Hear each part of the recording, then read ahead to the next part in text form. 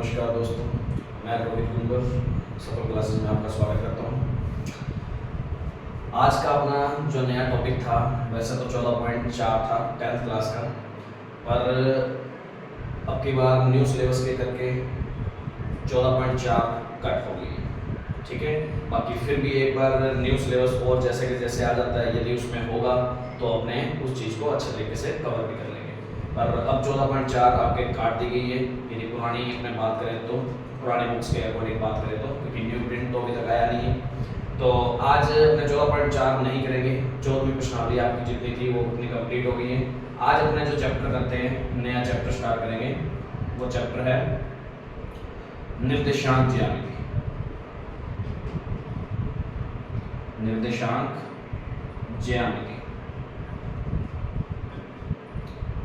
Coordinate geometry बोलते हैं इसको, कोऑर्डिनेट जियोमेट्री इंग्लिश में बोलते हैं। अब बात आती है निर्देशांक और ज्यामिति। क्या मतलब होता है निर्देशांक और ज्यामिति का? तो निर्देशांक किसे बोलते हैं? अपने कभी भी अपनों ने कोई ना कोई ग्राफ बनाया होगा पहली क्लासों में, तो उसके अंदर किसी भी एक पॉइंट को दर्शाना, वो एक अपने आप में क्या है, उसमें कोई भी x का मान होगा, कोई भी y का मान होगा, तो ये इस तरीके से डिनोट करना। और पहले हमेशा x का मान लिखा जाता है, दूसरा हमेशा y का मान लिखा जाता है। तो किसी भी ग्राफ के अंदर डिनोट करना किसी भी बिंदु को, वो अपने आप में एक क्या होता है, निर्देशांक होता है। और निर्देशांक को लिखने का तरीका क्या होता है? पहले x की वैल्यू, मतलब x पे कितनी, x अक्ष पर कितना मान है, और दूसरा y का मान कॉमा लगा के और छोटे ब्रैकेट में लिखा जाता है। ठीक है, ज्यामिति का मतलब ग्राफ के अंदर बनाया गया। ठीक है, तो निर्देशांक ज्यामिति का मतलब ये है। अब बात आती है निर्देशांक ज्यामिति में अपने को पढ़ना क्या है, तो मैं सिंपल सी बात थोड़ी सी बता देता हूँ। निर्देशांक ज्यामिति में अपनी 7 चैप्टर है, अभी ध्यान रखना, ये 10th क्लास का 7 चैप्टर। तो निर्देशांक ज्यामिति क्या कहती है? अभी सबसे पहले तुम्हें से एक चीज पूछेगा इस क्वेश्चन के इसमें, एक तो ये फॉर्मूला बना के पूछेगा कि दो बिंदुओं, कोई भी दो बिंदु तुम्हें दिए होंगे हमेशा। ठीक है, कोई भी दो बिंदु तुम्हें दिए होंगे, जिसका पहले का अपने निर्देशांक मान लेंगे x1 y1, दूसरे का कोई मानना हो तो x2 y2। ये कोई जरूरी नहीं है कि इधर वाले को पहला मानना है, उधर वाले को दूसरा मानना है, ये कोई जरूरी नहीं। यहाँ x1 y1 भी लिख सकते हैं, यहाँ x2 y2 भी लिख सकते हैं, कोई फर्क नहीं पड़ेगा। तो बिंदु A के निर्देशांक और बिंदु B के निर्देशांक अपने इस तरीके से मान लिए। अब वो क्या कहेगा, दो बिंदुओं के बीच की दूरी या मध्य की दूरी ज्ञात करने के लिए अपने को सबसे पहली बात सिखाया है इस चैप्टर के अंदर। सबसे पहली बात 7.1 में जो काम आएगा वो अपने क्या है, दो बिंदुओं के बीच की दूरी। दो बिंदु कोई भी हो सकते हैं, या दो निर्देशांकों के बीच की दूरी, या दो निर्देशांकों के मध्य की दूरी, कुछ भी लिखा आ सकता है। तो A और B के बीच की दूरी का मतलब AB, बात तो ये यहाँ से यहाँ तक की लेंथ को AB बोलते हैं हमने। तो दो बिंदुओं के बीच की दूरी का जो फॉर्मूला बनता है, वो फॉर्मूला क्या है, अंडर में x2 माइनस x1 की whole square, y2 minus y1 की होल स्क्वायर। ठीक है, ये सूत्र नहीं लिखना चाहिए तो इसकी जगह ये सूत्र भी बिल्कुल सही है, कोई फर्क नहीं पड़ेगा। x1 माइनस x2 की whole square, y1 minus y2 की होल स्क्वायर। मतलब इन दोनों में से कोई भी पहले लिख लो, कोई फर्क नहीं पड़ेगा, क्योंकि इसमें जो भी आंसर आएगा, यदि माइनस का भी आ गया या प्लस का भी आ गया, तो उसका स्क्वायर करेंगे तो वो हमेशा क्या हो जाना है, प्लस ही होगा। तो इस चीज में दोनों में कोई फर्क नहीं पड़ेगा। ठीक है, तो अपना जो 7.1 है, 7.1 एक्सरसाइज जो अपनी बनती है, वो इसी फॉर्मूले में सारी की सारी डिपेंड रहेगी। ठीक है, तो इसको नोट कर लो एक बार के लिए।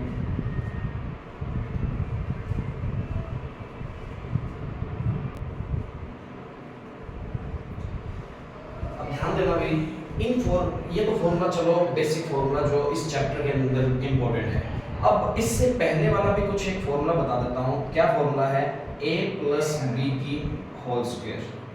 अब हालांकि अपने छोटी क्लासों में पढ़ के आ चुके हैं, तो अपने को पता होगा कि ये फॉर्मूले ये होते हैं, a माइनस बी की होल स्क्वायर, तो a square plus B square minus 2ab। दोनों में सिर्फ कहाँ का फर्क होता है, माइनस का और प्लस का 2ab होता है इसमें सिर्फ। और ये सूत्र भी लगाया जा सकता है यहाँ पर, a square minus B square, तो a plus B, a minus B.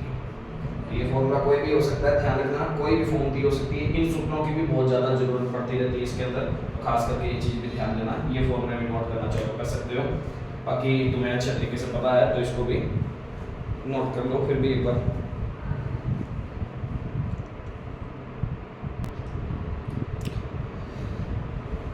तो अब हम ध्यान देते हैं अभी जैसे कि इसमें क्वेश्चन कैसा बन सकता है। तो सबसे पहले अपने 7.1 का पहला क्वेश्चन देख लेते हैं। उसके 3 हिस्से हैं, तीनों में से कोई 2 बता देता हूँ, ठीक है।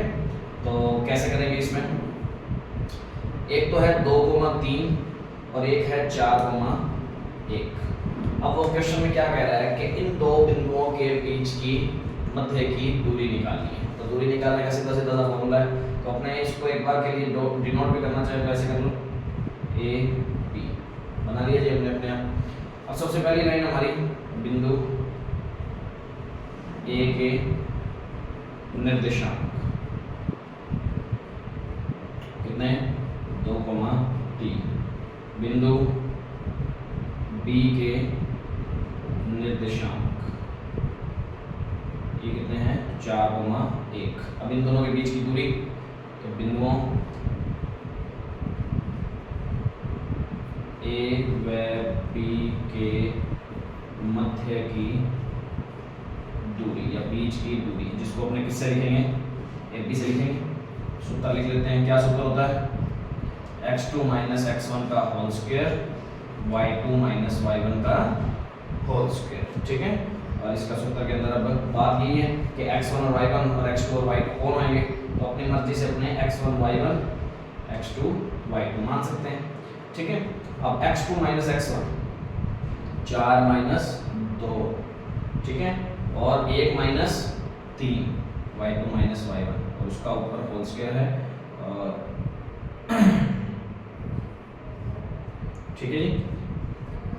अब देखो सॉल्व करना आगे क्या है, 4 में से 2 गए, 2 का स्क्वायर 4 हो जाएगा, 1 में से 3 गए -2 का स्क्वायर भी कितना हो जाएगा 4 हो जाएगा। तो कितना आ गया अंडर रूट में 8। अब बात ये आती है कि यदि अंडर रूट को तुम सॉल्व कर सकते हो तो सॉल्व करना है, और सॉल्व करके लिखते तो क्या बनेगा इसका आंसर। इसके लिए अपने टुकड़े करें तो 2 गुना 2 गुना 2 लिख सकता हूँ, 8 को ये लिखा जा सकता है। अब बात आती है एक जोड़ा तो पूरा बन रहा है, और अंडर रूट में जो भी पूरा जोड़ा बन जाता है, जोड़ा मतलब 2 के जो भी जोड़े सेम बन रहे हैं, तो उसमें से तो एक बाहर आ जाता है अंडर रूट में से, इसमें से तो एक बाहर आ गया, बचा कौन अंडर रूट के अंदर, वैसे का वैसे 2 वैसे का वैसे। तो यहाँ एक बात और ध्यान रखना कि इसके आगे मात्रक या इकाई जरूर लगाएंगे, इसके भी नंबर होते हैं, क्योंकि दूरी कुछ तो होगी, मीटर सेंटीमीटर कुछ किलोमीटर कुछ भी हो, पर अपने को यहाँ पता नहीं है, पर कुछ तो होगी, तो इकाई लिख के या मात्रक लिख के छोड़ दिया जाता है उस तरीके से। तो ये बात समझ आ गई होगी, तो एक बार के लिए नोट करो पहले।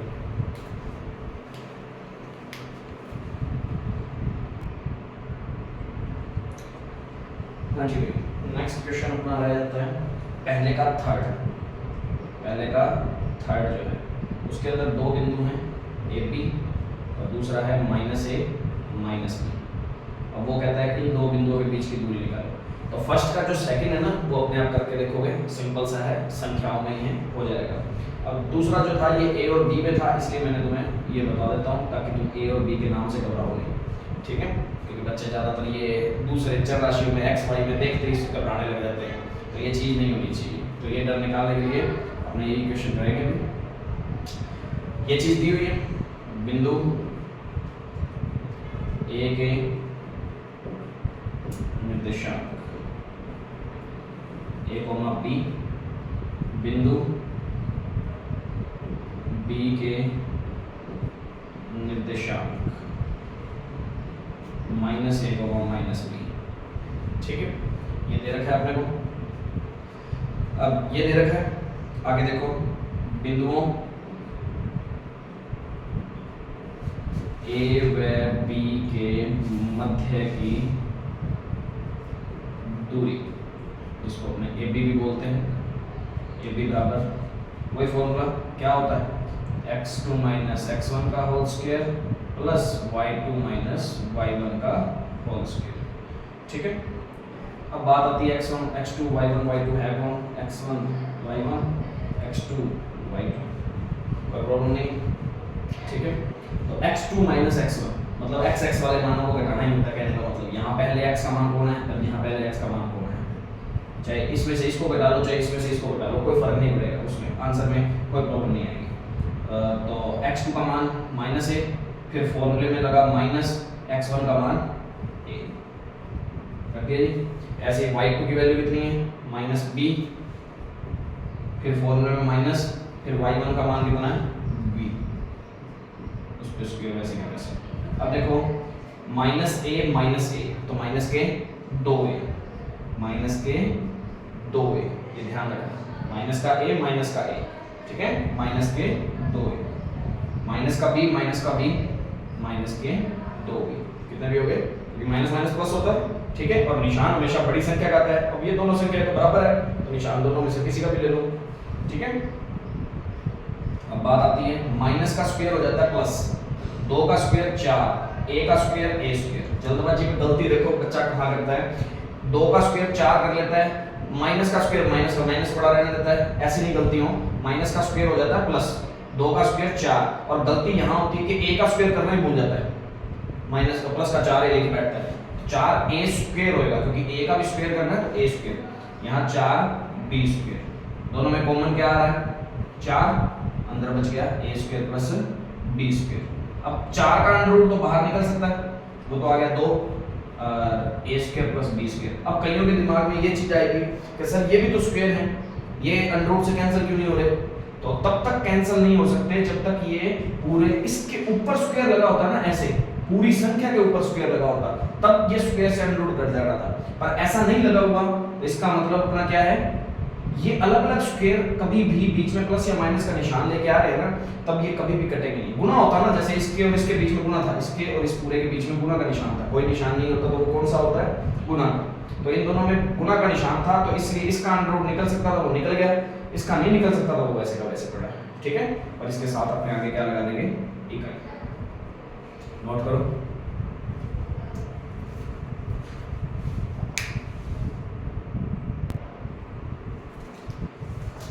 तो पहले के 3 पार्ट हैं, 3 में से 2 मैंने करवा दिए हैं। अब आगे देखते हैं दूसरा क्वेश्चन। दूसरा क्वेश्चन क्या बोल रहा है कि बिंदुओं 0,0 और 36,15 के बीच की दूरी ज्ञात कीजिए। तो सिंपल क्वेश्चन ही हो गया इसी तरीके का, 0,0 और 36,15 इनके बीच की दूरी निकालनी है, तो सिंपल क्वेश्चन है, कोई फर्क नहीं पड़ेगा। और इन दोनों शहरों के बीच की दूरी ज्ञात कर सकते हैं, तो कोई प्रॉब्लम नहीं है। अब वो क्या कह रहा है कि क्या अब आप अनुच्छेद 7.2 में दिए दोनों शहरों के बीच की दूरी ज्ञात कर सकते हैं। 7.2 अनुच्छेद, तो वो 7.2 अनुच्छेद कहाँ आएगा भाई, अपने पीछे दिया होगा 7.2 अनुच्छेद नंबर 7.2,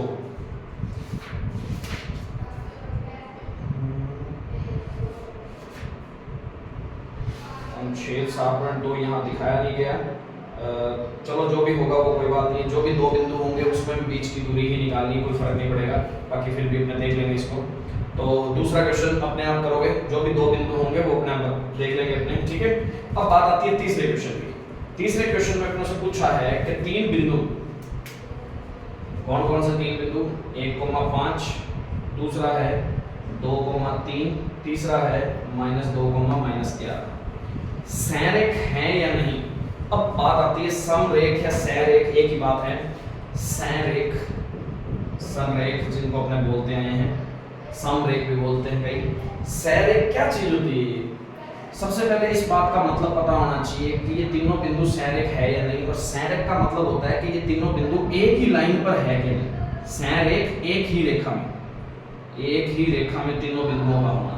अब ये कोई जरूरी नहीं कि ऐसे लाइन वाइज ही होना जरूरी, कोई भी पहले हो सकता था, कोई दूसरा बाद में हो सकता था, कोई तीसरा बाद में हो सकता था, ऐसे कुछ भी फर्क नहीं। तो लिखा यदि इस तरीके से हुआ है, क्वेश्चन में ऐसा दिया हुआ, तो ये कंपलसरी नहीं है कि ये इसी तरीके से बैठे हो, आगे पीछे भी हो सकते हैं, अपने को कोई पता नहीं है इस बारे में। तो अपने तो इसको किसी एक बिंदु को A मान लेंगे, किसी दूसरे बिंदु को B मान लेंगे, किसी तीसरे बिंदु को C मान लेंगे। तो अपने पहले जो कंडीशन है वो चीज सोचते हैं, यदि ये तीनों संरेख हुए, संरेख का मतलब है एक ही रेखा पर होना, और यदि मान लो कि एक ये तीनों संरेख हैं, तो संरेख की कंडीशन क्या होती है, किसी भी 2 का योग, देखो इस हिस्से का योग इस हिस्से का योग किसके बराबर आना चाहिए, AC के आना चाहिए ना, AP और BC को जोड़ेंगे क्या आएगा, AC आना चाहिए, ठीक है। तो इसका मतलब किन्हीं भी 2 का योग, किन्हीं भी 2 बिंदुओं के बीच की दूरियों का योग तीसरी दूरी के, ठीक है, तीसरी दो बिंदुओं के बीच की दूरी के बराबर आ जाए तो अपने उसको क्या कहेंगे, संरेख कहेंगे। तो यहाँ अपने को ये नहीं पता कि सर हमेशा यही होगा क्या, 1.5 मान लिया, 2.3 मान लिया, -2, -11 मान लिया तो 101% सर AB और BC का योग AC के बराबर ही होना चाहिए। ये कंपलसरी नहीं है। मैंने पहले भी कहा है कि ये लाइन वाइज दिए हुए इसका मतलब ये नहीं है कि A यही है, B यही है, C यही है, ये तो कुछ भी हो सकता है। पर अपने को यहाँ ABC ऐसे तरीके से लिखने की जरूरत नहीं है। अपने को सिर्फ जो कॉन्सेप्ट है वो पता होना चाहिए कि संरेख होने की कंडीशन क्या होती है, कि किन्हीं भी दो बिंदुओं के बीच की दूरी, किसी एक की और किसी दूसरे की दो बिंदुओं के बीच की दूरी तीसरी दूरी के क्या होगी, बराबर होगी। इन दोनों दूरियों का योग जो होगा तीसरी के बराबर होगा। अब वो तो अपने चेक करेंगे कि किन दो दूरियों का योग तीसरी के बराबर आ रहा है कि नहीं आ रहा। जैसे क्वेश्चन पे करते हैं अपने, उसमें बताता हूं तुम्हें। तो यहाँ संरेख की कंडीशन क्या होती है वो चीज नोटिस करनी है। तो एक बिंदु है, यहाँ अपने को डायग्राम नहीं बना सकते। बिंदु ए के निर्देशांक वो अपने को दिए हुए थे कितने, 1,5 ही दिए हुआ था। हाँ जी, तो अपने बिंदु ए के एक बार के लिए मान लिए, ऐसे बिंदु बी के निर्देशांक मान लिए एक बार के लिए माने हैं। कंडीशन जो भी होगी वो अपने को पता लग जाएगा, जब लास्ट में आंसर आएगा ना तो अपने आप पता लग जाएगा। बिंदु सी के निर्देशांक, ये मैं लास्ट में आपको लिखवा भी दूंगा संरेख की कंडीशन क्या होती है, और अभी तो एक बार सिर्फ समझ लो फिर लिखवा भी देंगे, ठीक है। अब बात आती है कि बिंदु ABC अपने को पता लग गया एक बार के लिए, तीनों कोई नाम तो देना ही था, तो नाम का पता लग गया। अब अपने को सिद्ध करना है कि ABC तीनों क्या है, संरेख है। तो अपने ने कहा है ना, एक दूरी निकाल लो, दूसरी दूरी निकाल लो और तीसरी दूरी निकाल लो। तीन ही दूरियां निकाल सकते हैं, AB निकाल सकते हैं, BC निकाल सकते हैं और AC निकाल सकते हैं या CA निकाल सकते हैं, एक ही बात है। तीनों में से किसी भी दो का योग, किसी भी दो का योग या जोड़ करने पर तीसरी आ जाएगी। यदि आ रही है तो अपने ये तीनों बिंदु क्या होंगे, संरेख होंगे, अन्यथा वो संरेख नहीं होंगे। तो अपने चेक कर लेते हैं। सबसे पहले मैं निकालता हूं AB। तो बिंदुओं A व B के मध्य की दूरी, जिसको अपने AB बोलेंगे, ठीक है। फॉर्मूला x2 - x1 की whole square plus y2 - y1 की होल स्क्वायर। वैसे तो तुम खुद भी निकाल सकते हो, दो दूरियां तो निकालनी है, इन दोनों के बीच की निकालनी है। तो देखो भाई, अब बारी ना ऐसे डायग्राम नहीं बना के देखना, थोड़ा सा माइंड को फास्ट करना है कि ऐसे कहीं बिंदु बनाने बैठ जाओ, फिर पहला बिंदु लिखो, फिर दूसरा लिखो, कहीं ऐसी गलतियां नहीं करनी है। ये तो छोटा था, स्टार्टिंग में सिखाने के लिए था, ठीक है। अब अपने माइंड को तेज करना है। तो माइंड को तेज करने के लिए क्या कंडीशन होती है, बारी माइंड से करके देखेंगे। मैंने क्या कहा था, x वाले में से x वाला, तो इसको x2 इसको x1 मान सकते हैं, मानने में क्या जाता है। नहीं तो इसको x2 इसको x1 मान लो तो भी कोई फर्क नहीं पड़ेगा, क्योंकि बनना तो क्या था, 1,5 और दूसरा क्या बनना है, 2,3। A और B के बीच की दूरी निकालना चाहते हैं तो अपने, तो ऐसे भी बना के लिखना चाहो तो लिख सकते हो। पर मैं कहता हूं कि इस चीज को दिमाग में करना ज्यादा सीखो तो दिमाग उससे ज्यादा तेज होगा, ठीक है। तो ये बारी बनाने की जरूरत नहीं होनी चाहिए। मैंने क्या कहा है, x वाले में से x वाला, x2 - x1, y2 - y1, तो y वाले में से y वाला निकालो। बात सिंपल सी, सीधा तरीका सीखो, ठीक है। तो अपने यहाँ से 2 - 1, ठीक है, और y2 का कितना है, 3 - 5 का स्क्वायर, तो कितना आ जाएगा, 2 में से 1 गया 1 का स्क्वायर होता है 1, 3 में से 5 गया -2 का स्क्वायर भी कितना होता है, 4, प्लस का 4 होता है, ध्यान रखना। आंसर आ गया √5 का। ये किन दोनों के बीच की दूरी आई अभी, A और B के बीच की दूरी। अब किसकी निकालेंगे, B और C के बीच की दूरी निकालेंगे, ठीक है। तो B और C के बीच की दूरी निकालने के लिए क्या होगा, बिंदुओं B व C के मध्य की दूरी BC बराबर। फॉर्मूला बारी लिखने की जरूरत नहीं है, मैंने फिर कह दिया फॉर्मूला एक बार लिख दिया, एक सवाल में बहुत है, ठीक है। एक बार लिख के जरूर दिखा देना। अब सूत्र होता है x2 - x1, तो x2 - x1 मतलब x वाले में से x वाला घटा दिया, तो -2 क्योंकि x2 माइनस फॉर्मूले वाला x1 लिख दिया। फिर दूसरा क्या है, y2 - y1, तो -11 - 3 का स्क्वायर, ठीक है, कितना हो जाएगा माइनस दो माइनस के 4 का स्क्वायर और माइनस 11 माइनस 3 माइनस के 14 का स्क्वायर, क्योंकि बड़ी माइनस माइनस होता तो प्लस है पर निशान हमेशा बड़ी संख्या का आता है, तो बड़ी संख्या के आगे कौन सा है माइनस, तो माइनस का ही आना है।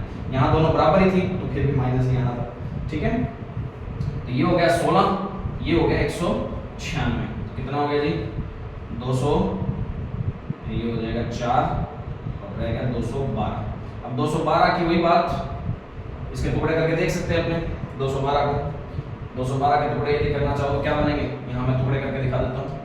212 2 पर गया 106, फिर 2 पर गया ये आ जाएगा 53, ये फिर 53 पे ही जाएगा क्योंकि 53 एक अभाज्य संख्या है तो उसमें किसी का भाग नहीं जाता। तो ये कितना हो गया 2 गुना 53, लिख सकता हूँ मैं इसको। अब मैंने कहा था अंडर रूट में जोड़ा जिसका बन गया उसमें से तो बाहर आ जाता होता है, तो ये 2 तो बाहर आ गया और ये इकाई वैसे की वैसे, कोई प्रॉब्लम इसमें। तो ये क्या क्या आई है अभी तक, बिंदु ए बी आ गई, ए बी की दूरी आ गई और बी सी की दूरी आ गई। अब किसकी निकालनी रहेगी, ए सी या सी ए, कुछ भी बोल सकते हैं। तो उसको अपने इस तरीके से यहाँ लिख के दिखा देता हूँ, बिंदुओं ए व सी के मध्य की दूरी, सूत्र फिर वही लगेगा, ठीक है। तो इसमें इतने सूत्र लगाते हैं तो x2 minus x1 minus 2 minus 1 का होल स्क्वायर, क्योंकि x2 माइनस फॉर्मूले वाला x1 क्योंकि a और c के बीच की दूरी निकाल रहे हैं, बात समझ आ रही होगी, ठीक है।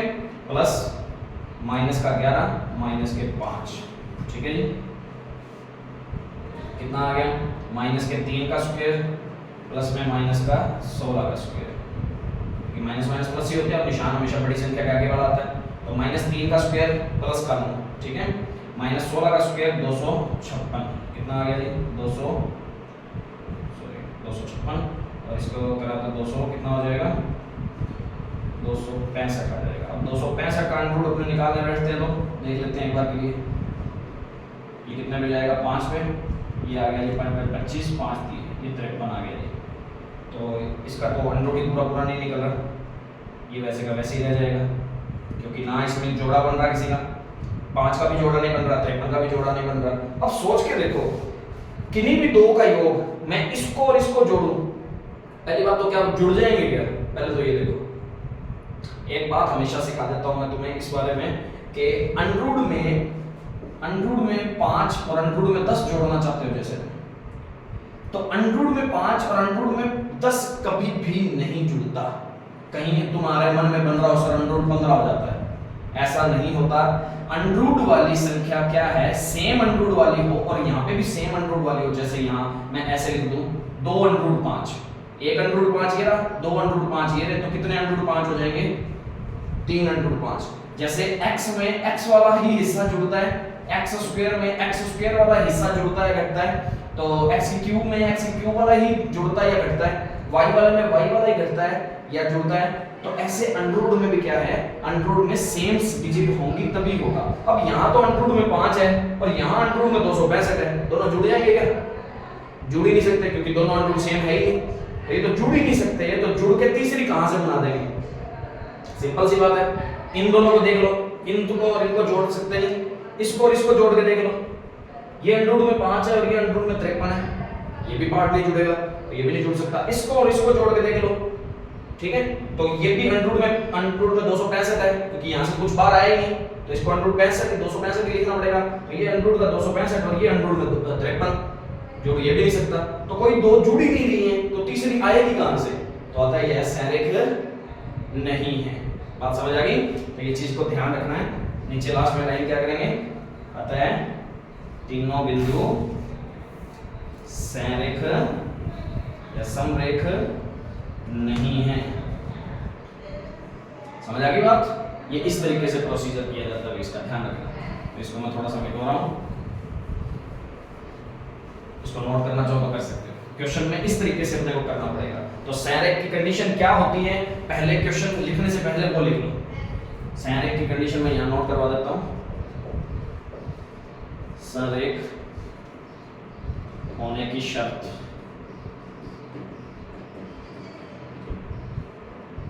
इसमें क्या लिखेंगे, किसी भी दो भुजाओं या किसी भी दो दूरियों का योग तीसरी दूरी के बराबर हो तब वो क्या होते हैं, संरेख होते हैं। सबसे पहले ये संरेख की कंडीशन लिखना, फिर उसके बाद इस क्वेश्चन को नोट करना।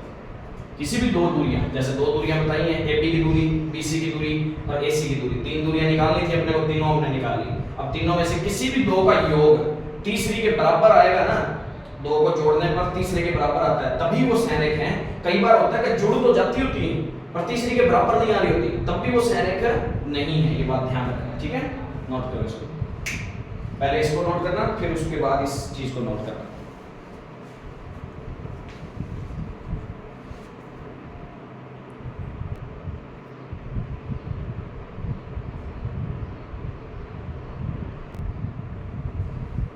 एक चीज और ध्यान देना भी, अपने कल को भूल ना जाए, तो इसलिए यहां लिख लेना कि AB, BC और AC में से तीनों ही अपनों ने देखी हैं, इन तीनों में से किसी भी दो का योग क्या नहीं है, संभव ही नहीं हो पा रहा। तो अपने स्पेशल लाइन लिखी है कि AB, BC और AC में से किन्हीं भी दो दूरियों का योग संभव नहीं है, अतः यह तीनों संरेख नहीं है। इस तरीके से इसको नोट करना भी, ताकि भूल ना जाए।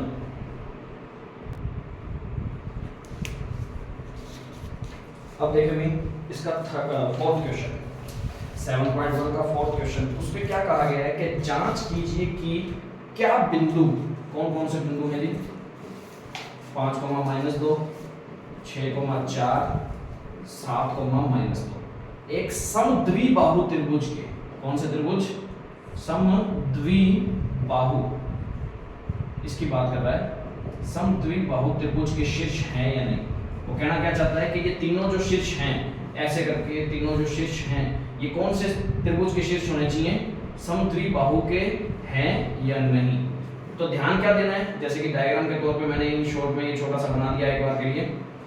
तो अपने को करना क्या होगा इस क्वेश्चन के अंदर, इस क्वेश्चन में करना कुछ भी नहीं है, तुम्हारे लिए ये क्वेश्चन है, कैसे करके लाना है, और ये पीछे वाला भी जो मैटर है वो करके देखोगे। पहले तो तुम्हें ये पता होना चाहिए समद्विबाहु, समद्विबाहु का मतलब क्या है, समान दो बाहु का मतलब भुजाएं। जैसे बाहुबली होता है ना, बाहुबली फिल्म देखी होगी तुम सभी ने, तो वो बाहु किस वजह से था उसका नाम, क्योंकि वो जब जन्म लेता था ना तो उसकी माँ की उंगली पकड़ लेता है, तो उसके बाहु में दम काफी होता था, उसकी माँ उसकी उंगली छुड़ा नहीं पाती उस टाइम पे, इसलिए उसका नाम बाहुबली रखा जाता है। तो बाहु का मतलब क्या होता है, भुजाएं, ठीक है।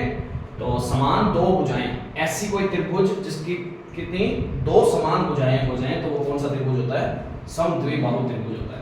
तो अपने नॉर्मल सी बात है, यदि ये समद्विबाहु त्रिभुज होगा तो इसकी भी कौन सी, दो भुजाएं समान होंगी, कोई भी दो समान हो सकती हैं। तो सबसे पहले अपने को क्या करना पड़ेगा, बिंदु A के निर्देशांक, बिंदु B के निर्देशांक, बिंदु C के निर्देशांक, ऐसे तीनों को एक एक मान लोगे, जैसे पिछले क्वेश्चन में किया था।